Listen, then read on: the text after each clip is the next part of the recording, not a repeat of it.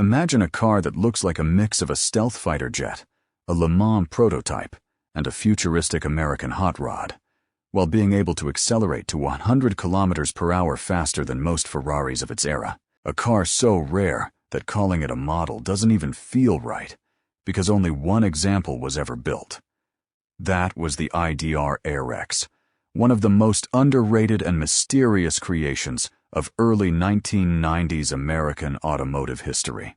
At a time when Europe dominated the supercar world with Ferrari, Lamborghini, Porsche, and Lotus, the United States still lacked a true rival to those exotic machines. Yes, there was Vector, and there were ambitious projects from Stalery and Mosler, but very few had such a futuristic vision as the AREX.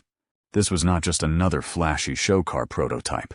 It was a fully functional, road-ready supercar prepared for limited production.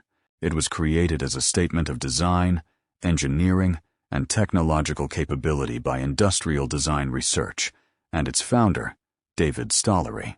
Today, the AREX is almost a legend known only to a small circle of enthusiasts, and its story shows just how close America came to creating its own Ferrari of the future. The story of the IDR AREX begins with an extraordinary man, David Stalery. His life sounds almost like a movie script, and quite literally, because before becoming a car designer, he was a Disney child actor and even performed on Broadway. But his true passion was not found in front of the camera. It was found at the drawing board. He studied at the prestigious Art Center College of Design in California, one of the best design schools in the world, before joining General Motors. Later, he became one of the key figures behind Toyota's Calty Design Research Studio in California, where he was involved in the design of the second-generation Toyota Celica A40. After years of working for automotive giants, he decided to create something of his own. In 1983, he founded Industrial Design Research, or IDR, in Laguna Beach, California. At first, the company focused on unusual transportation concepts like the three-wheeled Tri-Hawk and the futuristic Fire Arrow. These machines were bold, lightweight, and unconventional. But Stalery dreamed of something much bigger, a true American supercar that would not be a copy of Ferrari, but its own unique definition of automotive exoticism. The AREX project officially began in 1987, and from the start, it was meant to be much more than another concept car built only for auto shows. The name itself stood for American Roadster Experimental, although later versions were also referred to as the Super Coupe. Stalery had no interest in creating a dream car that would exist only on paper. From day one, the goal was to build a fully functional machine capable of entering limited production. Unlike many concept cars of that era, the AREX had real mechanical components, complete engineering development, and a fully resolved architecture. Progress was slow because the project was funded in stages, while IDR continued taking commercial design work for brands like GM, Toyota, Subaru, and Mazda. First came scale models, then a full-size foam model, followed by a painted full-scale prototype, and finally the finished car itself. The entire process took nearly 2 decades, showing just how ambitious this undertaking really was.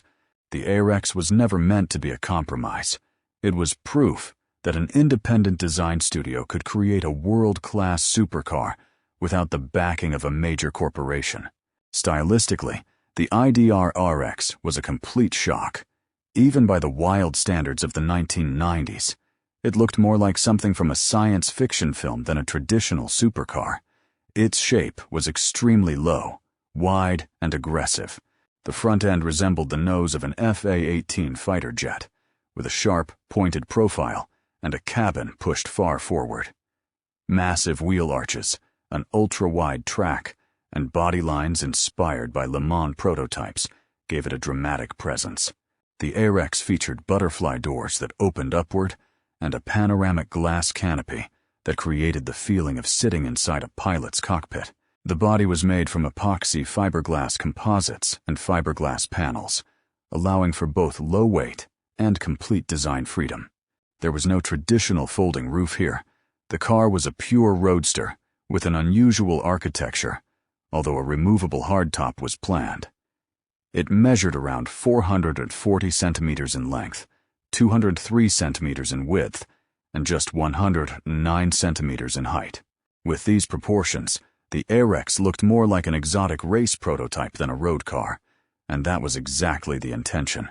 Beneath that futuristic bodywork was equally impressive engineering. The car was built around a tubular steel semi-monocoque chassis with a central backbone structure and triangulated subframes at both the front and rear. This philosophy was similar to Lotus and racing prototype construction, where stiffness and low weight were absolutely critical.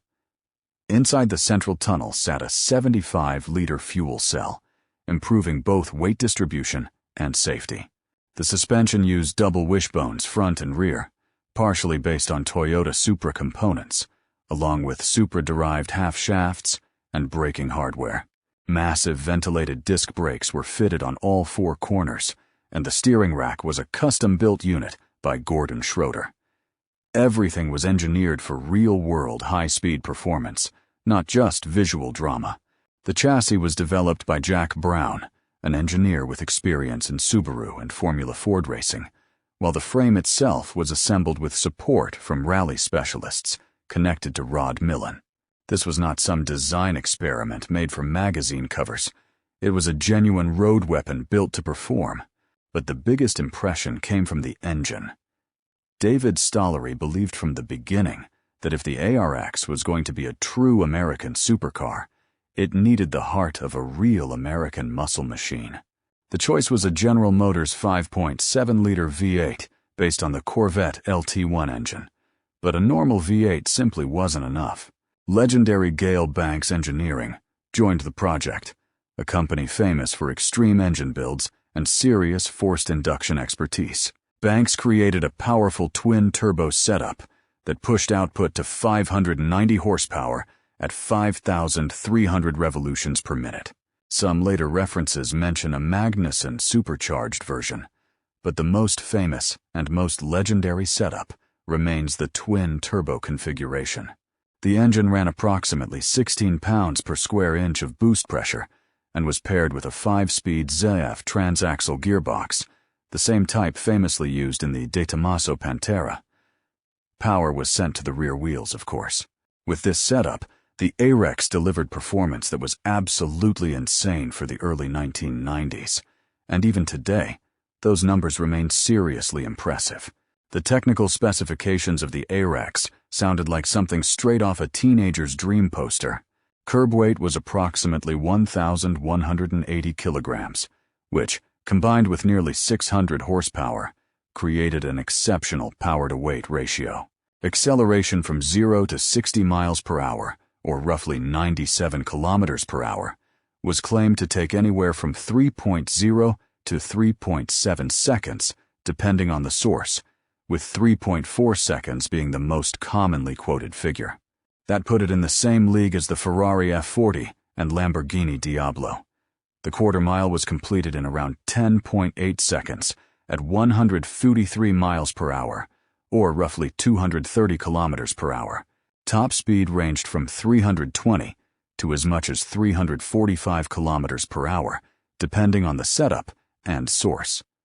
That meant the AREX could genuinely compete with the best European supercars of its time, and it achieved all of this without a giant factory behind it, without a multi-million-dollar corporate budget, and without the backing of major marketing departments.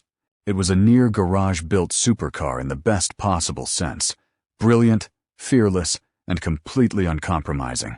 The interior of the AREX was not the usual unfinished, awkward concept car cockpit that only looked good in photos. It was designed as a real road-going machine, so the cabin was fully functional. The driver and passenger sat in deep bucket seats, equipped with racing harnesses, giving the car a proper motorsport feel. The entire interior was trimmed in genuine leather, and the dashboard was surprisingly clean, logical, and ergonomic. There was none of the exaggerated futuristic chaos often found in show cars of that era. The instruments were clearly driver-focused, and visibility through the massive curved windshield was excellent, especially forward over the pointed nose. Entering the car through the butterfly doors created a dramatic experience every single time and reinforced its exotic personality. At the rear, a huge clamshell engine cover opened up to reveal the V8 and the hidden side-mounted radiators. Everything was arranged with impressive logic and cleanliness, showing how mature the project really was. This was not a car made to be admired from a distance. It was built to be driven, to hear that V8 roar, and to truly experience speed. Interestingly, even though the AREX was essentially ready for limited production, it never entered series manufacturing. IDR planned for a production rate of around 10 cars per year, which was actually realistic for such a niche supercar. Full mass production homologation wasn't even necessary, because the car could legally exist as an assembled vehicle, a hand-built specialty automobile. However, from the beginning, Stalery emphasized that the main purpose of the project was to showcase the capabilities of IDR as a design studio. The AREX was meant to be a rolling business card, a demonstration of what could be created without compromise. Full production would have required massive financial investment, and investors were not lining up. The supercar market at the time was difficult, and American buyers still trusted Ferrari far more than an unknown project from California. As a result, the AREX remained a one-off piece of functional art. Only one example was ever completed, and that very loneliness is what made it even more legendary. The fate of that single AREX example remained almost as mysterious as the project itself. For years, the car appeared only occasionally at concours events, trade shows, and automotive gatherings, but it never became widely known. For a long time, it existed almost like an automotive urban legend. Everyone had heard of it, but very few had actually seen it. In 2019, David Stalery donated the car to the Zimmerman Automobile Driving Museum in Southern California, where the AREX quickly became one of the biggest attractions in the collection. Visitors were amazed by its futuristic design and the simple fact that this machine was real. Unlike many museum concept cars, the AREX was fully functional and street legal. When the museum announced its closure, the car was finally offered for public sale for the first time through worldwide auctioneers. This created huge excitement among collectors because it was a chance to buy something that literally could not be compared to anything else. Not another Ferrari, not another Porsche, the one and only AREX. So how much could the IDR AREX be worth today? That question has no simple answer, because valuing a one-of-one automobile is always based more on emotion than on market charts. There was never an official list price because the AREX never entered normal production. However, considering its uniqueness, its story, its performance, and its status as the only example ever built, its value could reasonably range from around $500,000 to well over $1 million, especially in the world of American collectors who specialize in one-off prototypes and concept cars. Some experts believe that with the right media attention, the price could go even higher, because the AREX is not just a car, it is a piece of alternative American automotive history. It is closer to a rolling sculpture with a V8 than to a normal vehicle. In a world where unique Ferrari and Bertone concepts sell for astronomical amounts, the only example of such a radical American supercar has enormous investment potential, especially because its story is only now beginning to be fully rediscovered. Perhaps the most fascinating thing about the IDR AREX is that it answered a question most people never even thought to ask.